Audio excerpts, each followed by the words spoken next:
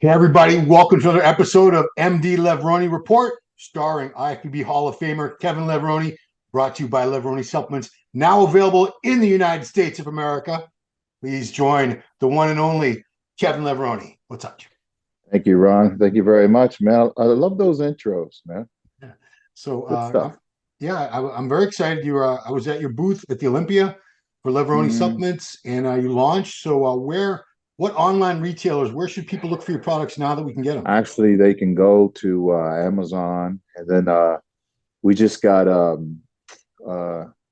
big distributor in America, one of the fourth biggest distributor, Next Star Distribution, just picked us up, so they're going to have our stuff everywhere. So yeah, man, and it's one of those things where it don't happen overnight. No. But you just keep going and going and gradually going up and up and up and up. And thank God we've, went up and up and up. And I do have a good announcement. One of the announcement was this year we came um, out of 275 corporations. We're number 10 on Forbes list for the fastest growing company. Wow, dude. Yes. That's So amazing. yeah. Congratulations. Yeah, like I said, So it didn't happen yeah. overnight. And you would talk about put the work in. You travel. You've been on the road a lot these past few years. You've been to every nook and cranny of this earth, promoting the supplements, meeting the fans, meeting the people who use the Yeah. products, Yeah, I inspiring gotta people. contribute that to, guys like the old heads, man, Steve, he was there with Joe and they just implement that in us, man. If it wasn't for those guys, broadening the sport globally, wouldn't allow us bodybuilders to travel at the pace we do in every single countries and stuff that we do, So I gotta be thankful for our founding forefathers, man, that laid it down, you know. You know, I want this is real random, but I got to put it out there before I forget. Masters Olympia coming up in August in Romania. I'm in my fantasy wish list in my head. If we're doing like a fantasy football team, my fantasy Masters Olympia stage would have you on it, Kevin. Obviously, have you thought about it? Would you think about it? I mean, it's an Olympia No, title. man, Wow. I'm way. I have my stage now, and it's people will say, yeah, the Olympia and everything. Sometimes I always say, man, if you just hold on, winning is just first place is a victory is always great. But because I never won the Olympia, it made me want to win everything else just that much more. And if I had a won, and I said this 1,000 times, if I had a won in '92 or whenever I would have won, I would have stopped at that point because that was my goal. But because I didn't, it inspired me to prove to the industry and the judges how good I was, that I wasn't a quitter, and that I was a deserving person that should have had an Mr. Olympia. So it inspired me to move forward. Now, that being said, I say winning isn't everything because you can learn so much and just, not winning a show. Second, I've learned so much from, I got 18th second place, but I've learned from everything. I learned more from winning, from losing shows than I did from the shows that I finished first place. So embrace no matter where you lie at in a competition, and realize that that's just preparing you for something greater.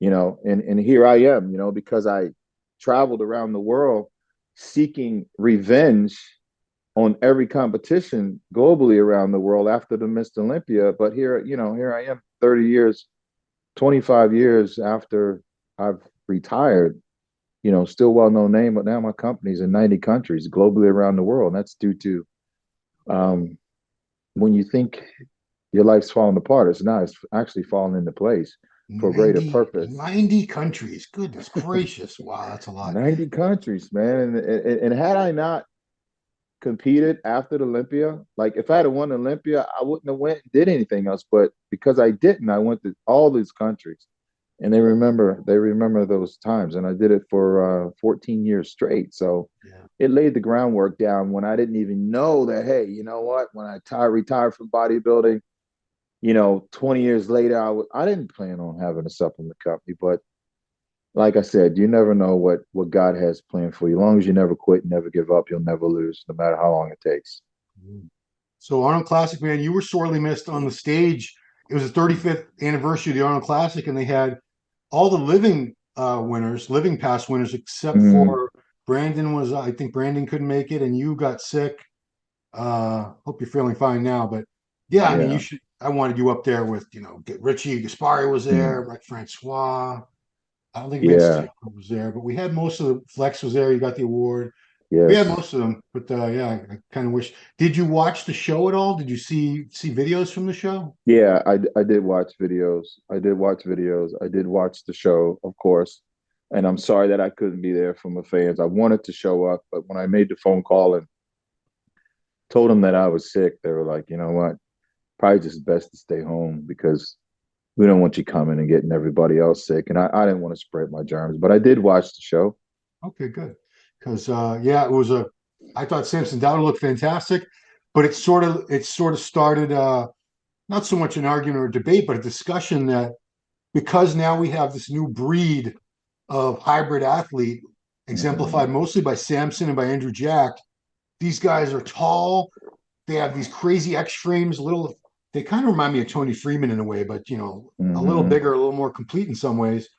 No offense, Tony. I thought Tony was great in his time, but they're saying maybe bodybuilding's swinging back more toward the aesthetics when it was, guys like you up there, Flex Wheeler, Chris Cormier, guys that had that combination, mass and shape, and getting away from the mass monsters. Did you get that impression? Because a trend needs several instances to really establish itself. So you can't say one show changes judging or the way the sport's going. But what do you Yeah. think? What were the impressions you came away with? Well, I think it's because of Chris Bumstead and how great he looks. Mm. And we're able to compare him to, far as the photos, not far as being there on stage, but we're able to compare him at the Olympia and those classic, physique guys to the way that the Mr. Olympia, Open is going. I think the judges, like I said, the judges rewarded uh, the best athletes to place where they placed for the Arnold Classic. Far as the show taking turn, I think, or where our sport is going, I think they picked the right the right winner for that show.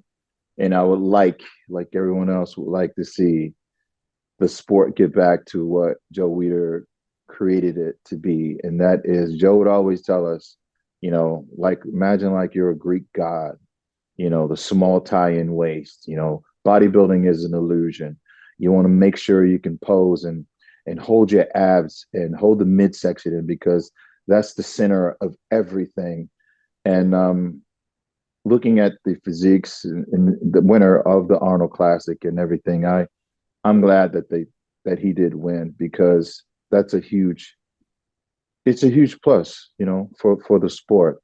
Yeah. And I hope and I pray to God that it does take a turn and get back to where it was when it was created, when Joe and Ben created it, how beautiful the physiques was, back then. And bodybuilding is supposed to be something beautiful. The physiques is just phenomenal. Look like, a statue. So I hope and I pray to God that the judges will eventually reward the guys that bring that package.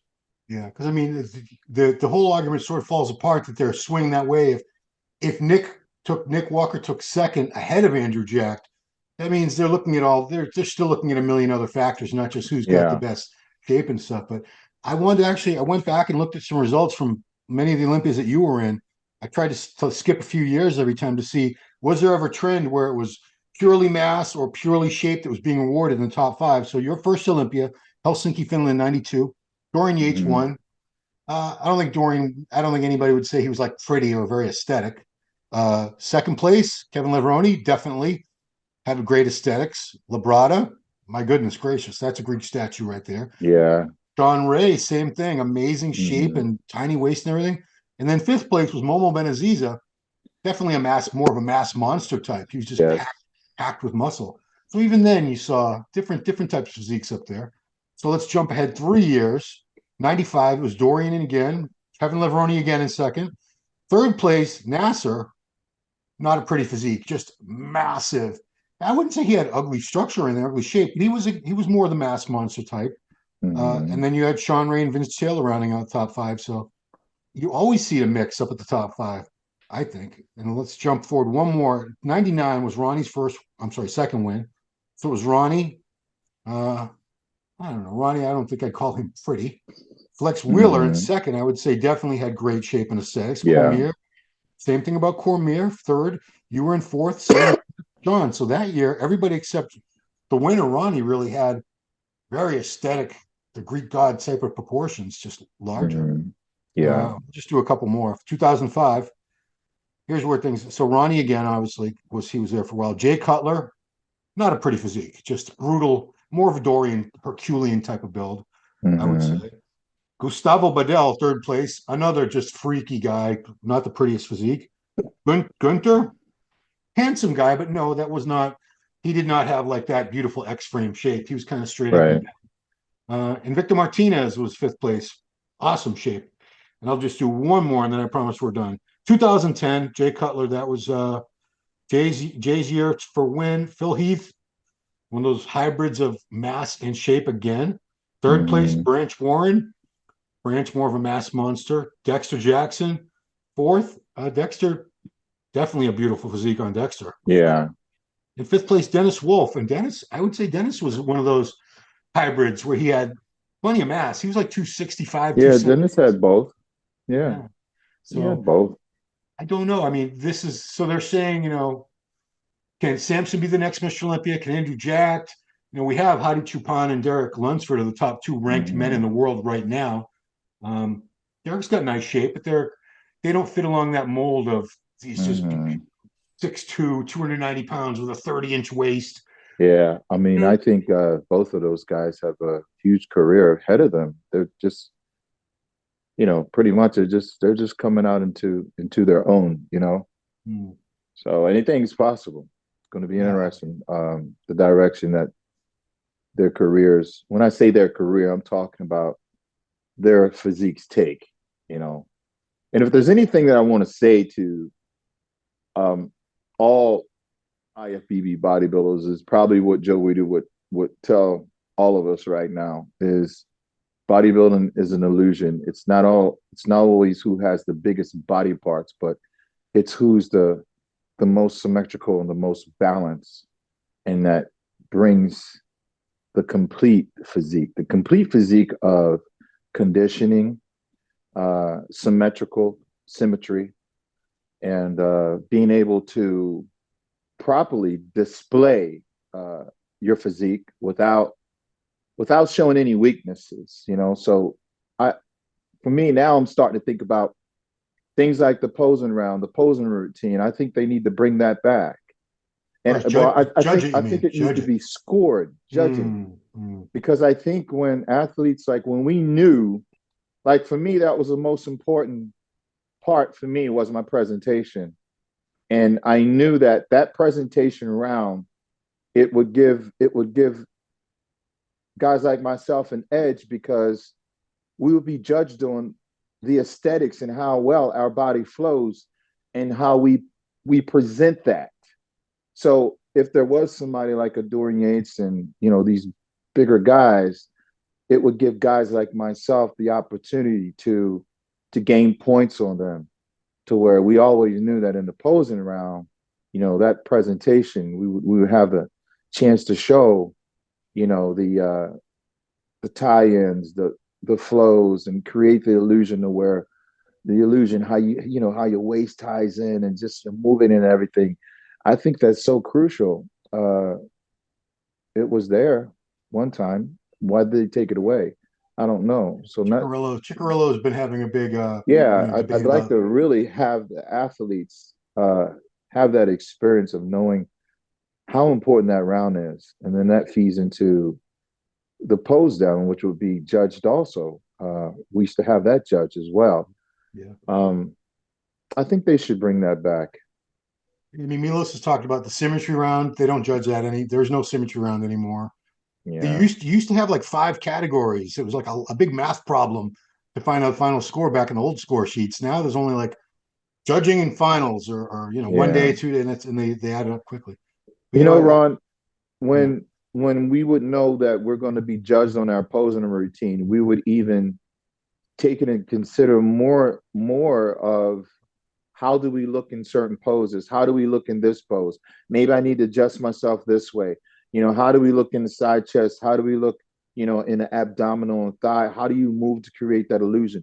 If they brought that back, then I think you would see more pleasing in, physiques that would stay under control and not really worry about just being big. They would be worrying about their symmetry more, mm, you know, yeah. Dude, really. you've said this before that Tell me. you did not rehearse your routines. You did not choreograph them. Mm-mm.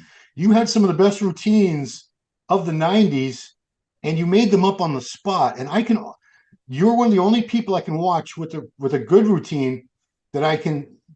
There's no way I would have known that you were making that up, because you see people hesitate. They look a little unsure between poses or transitions because they're trying to Mm. think, what do I do? What do I do next? But you must have just been able to flow without having to worry too much about what was coming next. It just came naturally to you what pose you were going to go into from that to that to that. Yeah. And I always got in trouble because I never handed my posing music in at the meetings Oh because I yeah. never really knew what I was going to post to. I was like, I don't know what I'm going to post to. I don't have my posing music out, my posing music picked out yet. And I would always get in trouble because you're supposed to hand in your posing music the same time you're there picking your numbers. And I would always wait until that night before the show. And I would say, by the way, play this song. I had like 3 songs in my mind. Yeah. Depending on the crowd, I would decide, okay, I'm going to play this because I think the crowd's personality is geared towards that song. So Wow. that's how I would do that. Mm-hmm. And they never messed it up. The Music Man never messed up your music, or did he? Maybe he did. No, it always worked out. You just reminded me of the old Wayne D'Amelia. The only thing I remember was what he always used to say before the pose down. Do you remember? The Music All Man's right, ready. gentlemen. The Yeah, Music the Man's music ready. man's ready. Pose down. Let's get ready to pose down, something like that. Yeah, the music Oh, man's ready. Pose yeah, down. You know yeah. what else they need to bring back Hmm. that meant so much to me, and that's why I wanted to win because I wanted Joe and Ben to come out and hand me that Mr. Olympia Sandow to that music that they used to play all the time. Olympia Mr. sound. Olympia, yeah. Olympia. Joe Weider. Yeah. Did you And, and, hear? and, There's a modern yeah. version. They made a modern version a couple of years ago. Why Like, don't they use that anymore? I don't know. They do. They made like a 2021, I think, is when they came out. The first year was in Orlando. Or was Yeah, that I heard that. 24? I heard about that. Yeah. But they need to use the original music that was created for the Yeah, it's the Mr. song. Olympia victory. Now there's no music. I don't even know what that music rep, but that whole thing just tied that whole. It Yeah. made the show that much more grand. I mean, it was the theme song of the show, like a TV show has a theme song. Yes, Yeah. yes. Yeah. So last thing I want Mm, to ask you about, because we're mm. talking about aesthetics and shape and physiques, your physique changed in size pretty dramatically from the time you turned pro to the time you're at your biggest. I think you started off in, your first rookie season, 92. I believe you were in like the low 230s on stage, but just shredded out of your skull, like that night of champions you won. Just Yeah. crazy, crazy dry, shredded. Hmm. And then, you ended up in the 250s, maybe even like 260 at one point at one show. The biggest I was is I was 257 at the Arnold when 97, I think it was. Yeah. My weight would fluctuate. I mean, Mr. Olympia, I was 230 and 92. I won Arnold, my first Arnold. I was 94 is when I came back from a pec tear. Yeah. I was about 236. Okay. What 236, I think my first one. Then when I went up against Flex, I knew with that Arnold, I needed to be bigger. So I went up to 257 so that I could outmass him. and that's how I won the show because I outmassed him because Flex had everything, but I had to bring something different. So depending on where I was and who I was competing against, then I would decide where my weight needed to be. And when Dorian started going up, I would anywhere from 242 to 250 something. Yeah. As he got big, and this is another thing.